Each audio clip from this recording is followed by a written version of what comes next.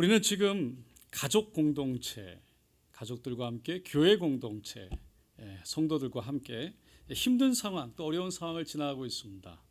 근데 오늘 본문 말씀은 지난주일과는 다르게 이 상황 속에서 우리가 해야 할 일을 또 다른 것을 말하고 있습니다. 그리고 이 말씀들을 통해서 결국 우리가 어떠한 모습으로 영적으로 성장해야 될지에 대해서도 보여주고 있어요.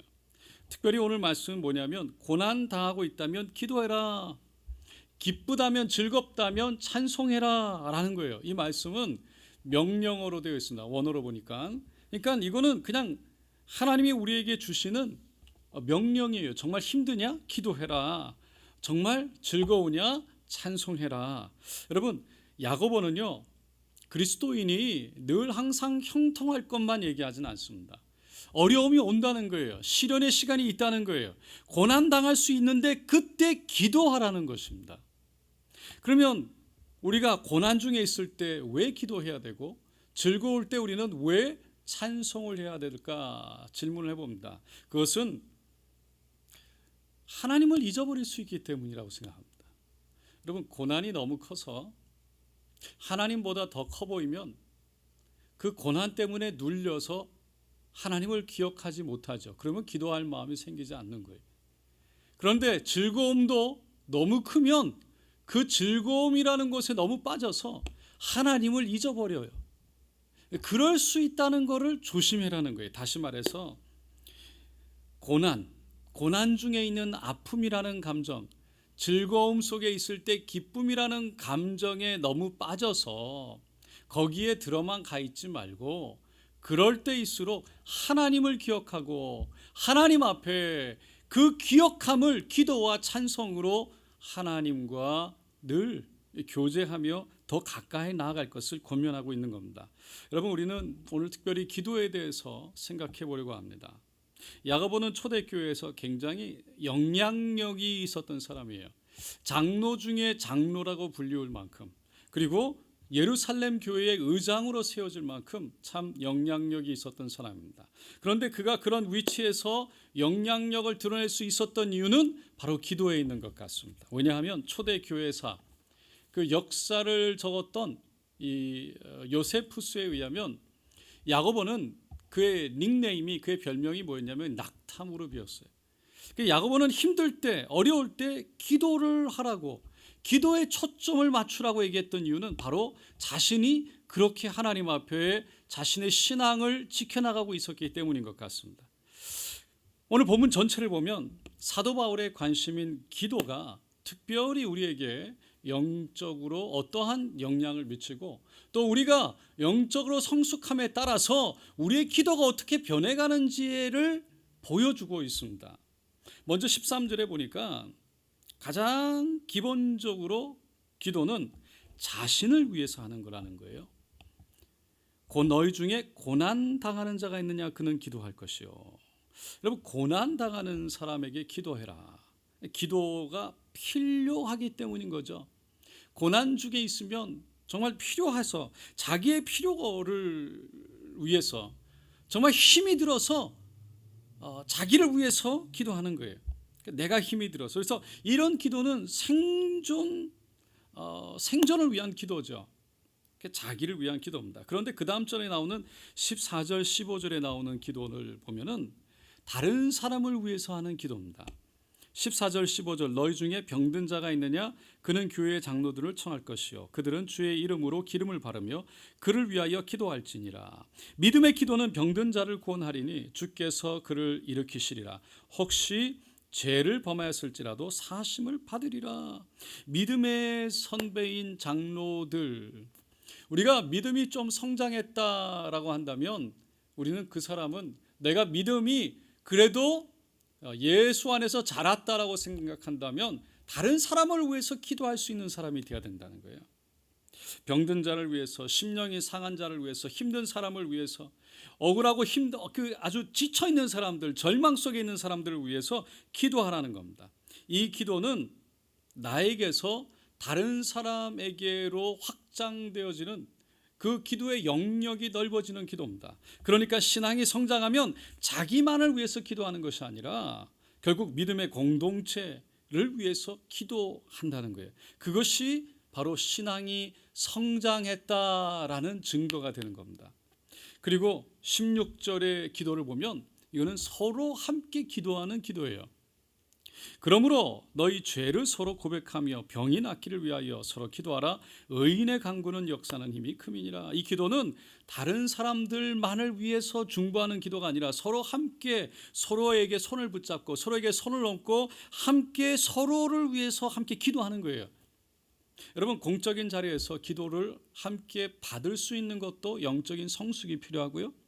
그리고 그 자리에서 함께 기도를 해줄 수 있는 것도 소리내어 하나님께서 원하시는 그 기도를 통해 위로와 평강과 하나님의 은혜와 치료가 갈 수 있도록 기도를 해주는 것도 또 다른 영적인 성장이 필요한 겁니다.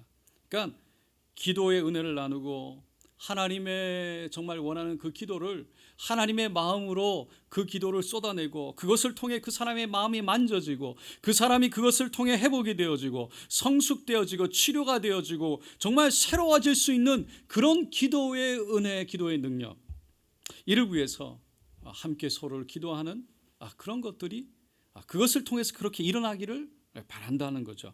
영적인 또 다른 영적인 성숙입니다. 그리고서 더 나아가서 17절 18절에 보면 이 기도는 개인 공동체라는 교회 틀을 뛰어넘어서 이제는 정말 자연현상까지 변화시키는 그런 초자연적인 역사를 가져오는 기도의 능력입니다. 17절 18절 엘리야는 우리와 성정이 같은 사람이로되 그가 비가 오지 않기를 간절히 기도한즉 3년 6개월 동안 땅에 비가 오지 아니하였고 다시 기도하니 하늘이 비를 주고 땅이 열매를 맺었느니라. 여러분, 하나님은 우리 안에 계시고 그분은 우리 안에만 아니라 교회에서만 계신 것이 아니라 교회를 뛰어넘어 온 세계에 성령으로 임재하시고 역사하고 계신 줄로 믿습니다. 하나님의 통치의 범위는 우리가 바라보는 이 세계만이 아니라 눈에 보이지 않는 또 다른 영적인 세계까지 다 포함하고 있다는 거예요. 그래서 오늘 이 시간 우리가 간절히 이 땅에서 기도하면 하늘에서도 기도가 묶이고 풀리는, 이 땅에서의 풀고 묶는 기도를 통해 영적인 곳의 놀라운 변화와 함께 이 땅에 그 변화의 결과가 드러나기 시작한다는 겁니다. 이게 기도입니다. 그래서 그 기도의 역사는 힘이 크다는 거예요. 그 기도의 힘이 크기 때문에 정말 믿는 사람의 기도가 역사하는 힘이 크다고 말했듯이 하나님께서는 우리를 통해서 그런 영적인 성장과 성숙을 통해 역사를 이루기를 원하시는 겁니다. 만주 연기련 불구 나제레 교회에 장로님이셨던 함주익이라는 분이 계셨습니다. 만주니까 아주 먼 곳이죠. 일제 치하 시대에 결국 피난을 가서 만주에서 교회를 짓고 신앙생활을 열심히 하셨던 독실한 그리스도인이셨어요. 다른 사람의 소를 잠깐 맡아서 기르고 있다가 분위기가 좋지 않아서 공상당들이 일어나기 시작해서 그분이 그 맡았던 소를 가져다 주려고 주인에게 돌려주러 가다가 이 공상당 일원들한테 붙잡혀서 끌려가게 됩니다. 그리고는 이 다짜고짜 간첩으로 몰면서 바로 총살을 명하는 거예요. 수십 명의 공상당원들이 이 함주익 장로님을 몰고 가서는 산 밑에다가 끌고 와서 이제 총살을 시키려고 하는데 도저히 피할 수가 없겠다는 생각에 장로님이 그러면 나에게 마지막으로 간절히 기도할 수 있는 10분의 여유만 달라고 부탁을 합니다. 사람인지라 그것을 허락을 했어요. 근데 정말 마음속에서부터 눈물을 흘리고 나라와 민족을 위해서 조국을 위해서 그렇게 기도하면서 하나님 이 나라를 긍휼하게 주시옵소서, 그리고 정말 일제의 조국이 그 나라에 빼앗겨서 만주까지 와서 이주 와서 우리가 이곳에 살아가고 있는데 이렇게 같은 동족들이 서로를 잔해하고 힘들게 하는 이런 일들이 어떻게 일어날 수 있는지 모르겠다고 간절히 정말 눈물로 하나님 이 땅을 고쳐달라고, 이 나라를 치료하여 주시고 같은 핏줄을 하나 되게 하여 달라고 그렇게 기도하니까, 울면서 기도하니까 공상당원들이 그 얘기를, 그 기도를 듣고 있다가 눈물을 흘리기 시작합니다. 그러더니 마지막에 이 사람은 죄가 없는 사람이다, 그러고는 가버리더라는 겁니다. 여러분, 정말 기도가 초자연적인 역사를 갖고 오면서도 그 초자연적인 기적의 역사는 이 땅에서 일어나는 거예요. 그 이 땅에서 일어나는 그 역사가 때로는 우연처럼 보여지기도 하지만 그러나 거기에는 반드시 하나님의 허락하심과 하나님의 섭리가 있다는 것입니다. 그것을 가져오는 것이 기도라는 거예요. 여러분, 우리가 기도를 통해서 그냥 나만을 위한 기도가 아니라 하나님의 임재 가운데 깊이 들어가서 우리의 영혼이 잘됨 같이 우리의 믿음이 세워지고 하나님과 더 가까이 돼서 하나님과 더 가까이 그 친밀함 속에 들어갈 때 하나님은 우리의 기도를 들으시고 역사하시고 우리와 함께 하기를 원하신 줄로 믿습니다. 오늘 이 기도를 통해서 하나님의 역사를 이루는 오늘도 내일도 우리가 함께 승리해 나가는 우리 모두가 되시기를 예수님의 이름으로 축원드립니다.